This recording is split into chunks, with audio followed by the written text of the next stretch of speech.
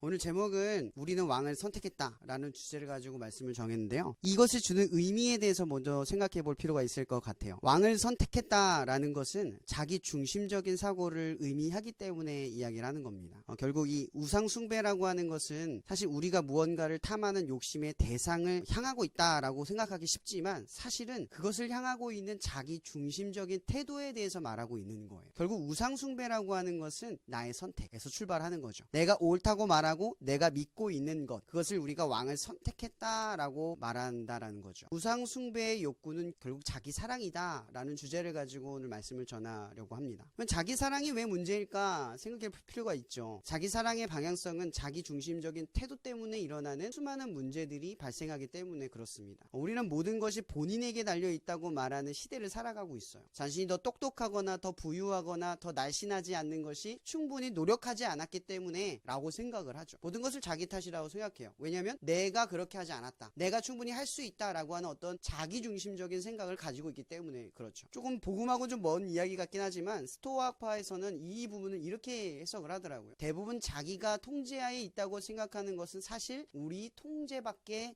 있다. 이 철학이라고 말하는 문장에서도요, 상당히 복음적인 이야기를 질문하고 있다라는 것을 깨닫게 됐어요. 두 번째 질문을 한번 던져보려고 합니다. 우리가 바라는 왕을 선택했을 때 우리는 어떠한 모습으로 변질되어 가는가? 에픽테투스라고 하는 그리스 시대의 철학자가 이런 말을 해요. 원하는 것이 아무것도 없는 사람만이 자유로울 수 있다. 이 사람은 노예 출신인데요, 노예로서 자기가 출생이 태어났어요. 자기의 삶은 노예이기 때문에 부당하다라고 말하기보다는 그렇게 말한 거죠. 나는 노예이지만 한 명의 인간으로서 선택할 수 있다. 이것은 누구도 빼앗을 수 없다. 그래서 이 노예 출신 에피텍투스는요, 자기가 노예이지만 내가 원하는 것이 없기 때문에 난 자유롭다, 이런 주장을 하고 있는 거예요. 우리가 원하는 것으로 바라는 것을 이루는 것은 결국 우리의 자유를 스스로 잃어버리는 행동이라는 거죠. 또 어떤 글귀에는 이런 말이 있어요. 우리가 어떤 것을 선택했을 때 그 선택한 것을 잃어서 우리의 마음이 풍파가 되고 마음이 어려워지는 것은요, 우리가 자유를 잃어버렸기 때문에 일어난 증상이라는 거예요. 그러니까 우리가 어떤 것을 갖고자, 어떤 것을 욕망하는 그 욕망 자체는요, 결국 우리 스스로 우리 자유를 내어주는 행동이 된다라는 거예요. 결국 우리는 노예의 근성으로 빠져든다라는 거겠죠. 결국 자기의 결과는 자기의 주권을 갖고 있는 것처럼 보이지만 결국은 그 모든 주권을 욕망에게 내어주는 결과로 나아간다라는 거예요. 이것은 결국 스스로 무거운 짐을 짓게 할 뿐만 아니라 자기 파괴로 이어진다라는 거예요. 두려움에서 생기는 불안감은 결국 욕망에 대한 집착을 낳기 때문입니다. 오늘 본문에서 우리는 하나님이 주신 모든 것에 대해서 선택할 수 있다고 믿음으로써 자기를 신처럼 교만하게 생각해요. 이로써 모든 자연의 섭리를 거부하고 가장 자연적인, 그걸 비유하고 있죠, 남자와 여자로부터 이어지는 생명이 잉태되는 이 자연적인 섭리를 거부하고 이를 통해 스스로 그릇 때문에 상당한 보응을 그들 자신이 받게 될 것이다 라고 말씀하고 있어요. 결국 모든 죄의 결과는 스스로 선택하고 믿는 것처럼 스스로가 책임지게 될 것이다 라고 하나님이 말씀하고 계신 거죠. 이에 대해 하나님은 그들이 원하는 바대로 내버려 두시며 그들을 상실함 가운데 내버려 두시고 오래 참으심으로 멸망과 구원의 때를 잠잠히 기다리고 계신다 라고 말씀하시고 있는 거예요. 그러니까 인간의 자유 의지는 건드리지 않으시되 우리의 선택을 존중하기 위해 멸망과 구원의 때까지 참고 계신다라는 거예요. 즉결 심판하지 않는다라는 거죠. 세 번째 질문을 한번 던져볼 필요 있어요. 우리는 왜 이러한 성향을 띨까요? 자꾸 왜 하나님을 마음에 두기 싫어하는 성향을 띨까요? 로마서 1장 28절에 그렇게 말하고 있잖아요. 또한 그들이 마음에 하나님 두기를 싫어하며. 이러면 이것은요, 창세기 3장으로부터 내려온 온 인류에 퍼진 원죄의 전염이에요. 하나님을 마음의 중심에 두고 싶어 하지 않아 해요. 누군가는 창세기 3장에 일어나는 아담과 하와의 사건을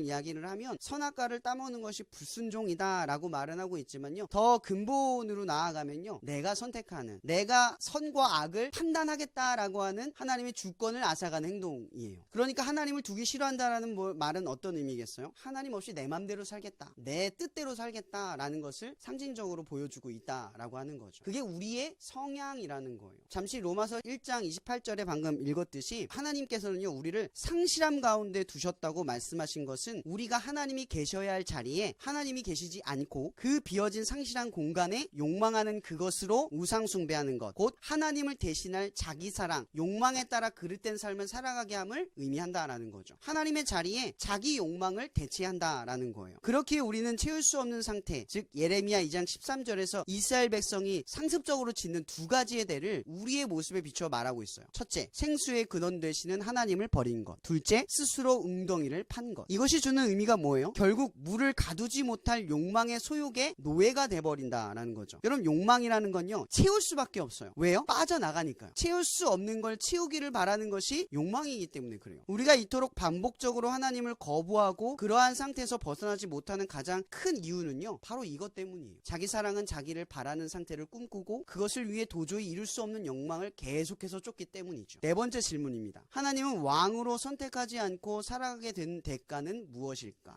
로마서 2장 6절과 11절에 이런 말이 있어요. 각 사람이 그 행한 대로 보응하시되, 또 11절에 하나님께서는 외모로 사람을 취하지 아니하신다. 우리는 결국 우리가 믿는 것으로 구원받기를 선택했어요. 그렇기에 우리의 결과는요, 우리가 믿는 것으로 구원받지 못한다는 사실은 결국에 대면하게 될 것이다 라는 하나님의 경고라고 하는 거죠. 우리가 믿고 있는 것이 우리를 구원해야 한다라는 거예요. 근데 만약 우리가 믿고 있는 것이 나를 구원하지 못하면 우린 버려야 한다라는 거예요. 하나님께서는 지금 그 행동을 의미하는 거죠. 어떤 태도, 어떤 모습, 신앙적인 어떠한 행동 양식을 말하는 게 아니에요. 분명히 11절에 뭐라고 말하냐면 외모로 사람을 취하지 않는다라는 건 그 마음의 중심에 무엇을 바라고 행동하는가, 그걸 하나님께서 판단하신다라는 거예요. 다섯 번째 질문입니다. 우리는 왕을 선택하는 게 아니라 인정하는 거예요. 여러분, 제가 첫 서두부터 얘기하는 핵심이 이거예요. 선택한다. 여러분들이 하나님을 선택한 거예요. 여기서부터 잘못된 출발이에요. 하나님을 선택했다라고 하면요, 여러분 스스로 주권을 가지고 있다는 얘기고요, 내가 옳다라고 하는 것으로 출발하는 거예요. 우린 옳지 못해요. 그릇돼요. 그럼 하나님을 선택했다라는 건 말이 안 되는 거예요. 내가 하나님을 선택한 게 아니죠. 하나님이 나를 선택한 거예요. 하나님이 나를 선택했다는 걸 내가 인정하는 거죠. 그래서 오늘 주제가 킹정인 거죠. 왕을 인정하다. 우리가 하나님을 왕으로 인정하는 건요, 두려움 때문이 아니에요. 위에 제가 로마서 말씀에서 우리에게 보응하시고 우리에게 상실한 채를 내버려 두셔서 우리 스스로 그 죄의 결과를 맞닥뜨리게 할 것이다 라고 하는 그 두려움을 말하는 게 아니에요. 우리가 하나님을 인정할 수밖에 없는 이유가 있어요. 그 이유가 요한일서 5장 3절에 이런 말씀이 있죠. 하나님을 사랑하는 것은 이것이니 우리가 그의 계명을 지키는 것이라 그의 계명은 무거운 것이 아니로다. 서두에 이 말씀을 드리는 이유는요, 여러분, 계명이 뭐예요? 율법 같은 거예요. 하나님의 말씀 지키고 사는 거예요. 많은 그리스도인들이 아닌 사람들이나 그리스도인들이 착각하는 게 뭔지 아세요? 하나님 말씀대로 살아가는 게 구속인 줄 알아요. 뭔가 통제받고 내가 절제해야 되는 불편한 것으로 생각을 해요. 근데 요한일서의 말씀에 뭐라고 말하냐면요, 하나님을 사랑하는 건 이거래요. 사랑하면요, 율법을 지키는 게 무거운 일이 아니래요. 하나님을 위해 사는 일이 무거우면 하나님을 사랑하지 않는 거라는 거죠. 왜 무거운 짐처럼 여기고 있냐라는 거예요. 이러면 예수님이 하나님을 위해서 십자가의 짐을 지었을 때 그것은 우리에 대한 사랑으로 그 짐이 감당이 됐던 거예요. 오늘 말씀에 이어서 말하면요, 그 짐이 가벼울 만큼 우리를 사랑했다라는 거죠. 그것이 가능하게 만드는 게 뭐예요? 사랑이라는 거죠. 요한일서 4장 10절에 이런 말씀이 있어요. 사랑은 여기 있으니 우리가 하나님을 사랑한 것이 아니요 하나님이 우리를 사랑하사 우리의 죄를 속하기 위하여 화목제물로 그 아들을 보내셨습니다. 여러분, 우리가 하나님을 인정할 수밖에 없는 가장 큰 이유 중 하나가 뭔지 아세요? 바로 이거예요. 우리가 먼저 사랑한 게 아니라는 거죠. 우리가 하나님을 위해 뭔가를 지키고 살아가는 게 아니에요. 지금 우리가 하나님을 위해서 하는 이 일조차도요, 하나님을 위해서 하는 게 아니라요, 하나님을 사랑하기 때문에 하는 일이라는 거예요. 출발점 자체가 달라요. 그러니까 우리가요, 하나님을 왕으로 인정하는 것과 왕으로 선택했다라는 개념은 전혀 다른 개념이라는 거예요. 여러분들은 선택했는지 인정했는지를 분별해 내셔야 돼요. 내가 선택했으면요, 이 일조차도 난 하나님을 위해서 무거운 짐을 지는 것처럼 느껴져. 내가 선하니까, 내가 옳다고 여겨서 선택한 일이 돼버리는 거죠. 근데 하나님이 인정하면요, 하나님의 사랑을 기꺼이 받아들이면 이 일은 내가 감당하는 일이 아니라 이 일에 참여하는 일이 되는 거예요. 하나님이 다 하시는 일인데 내가 그 일에 기꺼이 하고 싶어지는 거예요. 왜 하나님을 인정하고 싶냐면 하나님께서 우리보다 우리를 먼저 사랑했다는 거죠. 내가 하나님을 사랑하기 전에 하나님이 나를 사랑했다는 거예요. 이 얘기는요, 여러분 그 말씀 들어본 적 기억날 거예요. 성령의 탄식하는 소리. 이 탄식한다라는 뜻이 어떤 의미인지 아시잖아요. 우리가 안 듣고 있는 거예요. 성령은 애가 끓고 있는데 우리는 안 들어요. 근데 성령은 우리 때문에 아파하고 힘들어하는데 아무 소리를 내지 못하고 있어요. 우리가 알아챌까봐, 우리의 자유의지에 간섭을 할까봐, 우리를 배려하느라 아무것도 하지 않아요. 근데 우리가 하나님을 위해 뒤를 돌아보면 그 탄식하는 게 느껴져요. 탄식함이 있었기 때문에 느껴지는 거죠. 마찬가지로 하나님이 우리를 사랑한 것도요, 우리는 그걸 모르고 살아가요. 필요하지 않다고 생각하고 살아가요. 인생을 살아가다가 정말 힘든 일을 맞닥뜨리면 그분의 사랑을 뒤돌아보는 순간이 생겨요. 그리고 우리는 그때 알아요. 나보다 먼저 사랑했다라는 그 느낌. 내가 나조차 사랑하지 않고 내가 하나님한테 버림받았다고 생각했을 때, 사람들이 나를 지탄하고 내가 아무것도 아니라고 생각했을 때, 그때조차도 하나님이 나를 사랑했다는 걸 느끼는 거죠. 그게 하나님이 나를 먼저 사랑했다는 거예요. 그리고 요한복음 3장 16절, 아주 유명한 구절이죠. 하나님이 세상을 이처럼 사랑하사 독생자를 주셨으니. 여기서 가장 중요한 핵심은 이거잖아요. 세상을 이처럼 사랑하사 독생자를 주셨다.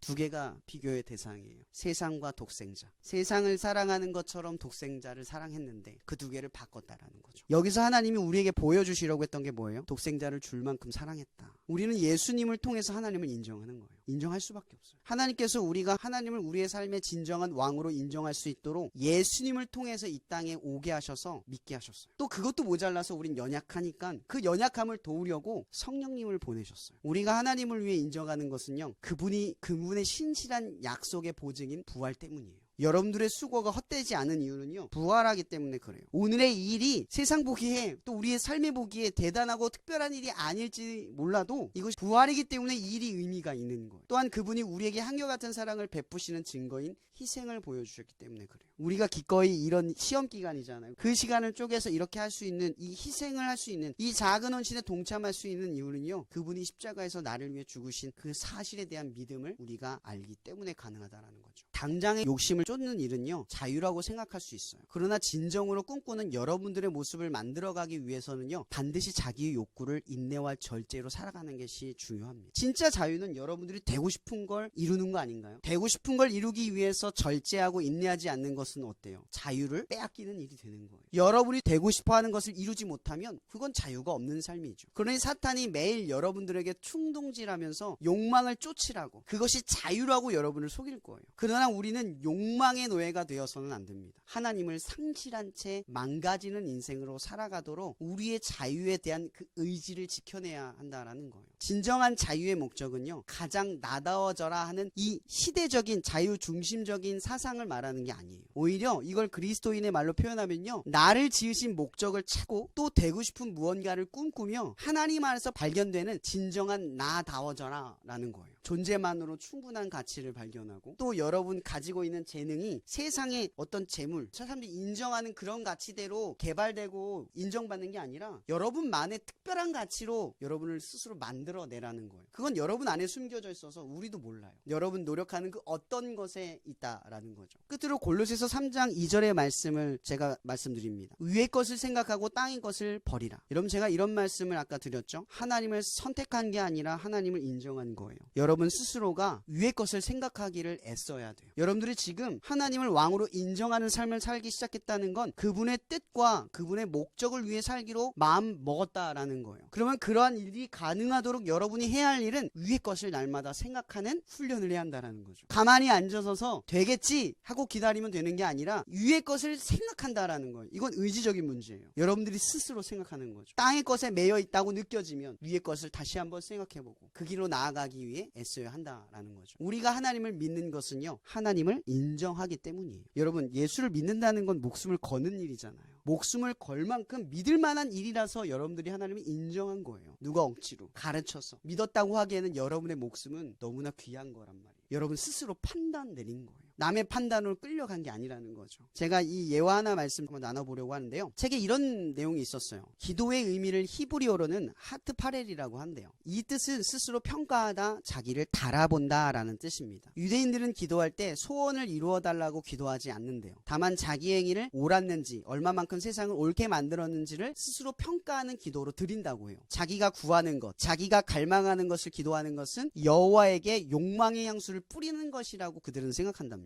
그래서 진정한 기도는 신이 바라는 자기를 만들어 신이 만족하는 것, 그것이 바로 기도라는 거예요. 그럼 이것은 신앙과 똑같죠. 이것은 자기 자신을 발견한 일이라는 거예요. 우리는 하나님 안에서 온전한 나를 발견할 수 있습니다. 그렇게 우리는 삶의 모든 순간에 하나님을 왕으로 인정하는 일을 포기하지 않아야 한다라는 거예요. 언제까지 이렇게 살아야 하나? 이러한 생각이 우리의 마음을 한없이 무겁고 답답하게 만들 수 있습니다. 그러나 고달프지만 하루하루 성실히 살아가는 것이야말로 참된 행복으로 나아가는 비결입니다. 하나님께서는요, 우리가 행한 일의 결과에 대해서가 아니라 그 일에 충성하고 분투하는 과정에 대해서 보상하시기 때문입니다. 매사에 하나님을 왕으로 인정하는 일, 반복해서 지켜감으로써 모든 일에 하나님을 왕으로 인정할 수 있는 저와 여러분이 되기를 주님의 이름으로 축복합니다. 끝으로 이 말씀으로 여러분 마음에 선포하길 바랍니다. 우리는 하나님을 선택한 게 아니라 하나님을 인정하는 것입니다. 기도가 마칠게요. 하나님, 오늘 2학기에 캠퍼스 워십으로 이렇게 우리가 예배를 드릴 수 있도록 이 시간을 허락해 주신 하나님 감사합니다. 정말 이 시간이 얼마나 귀한지, 시험 기간임에도 불구하고 그 시간을 쪼개어 연습하고 결국은 이 시간에 우리가 당도하였습니다. 이 시간이 올 때가 처음 시작할 땐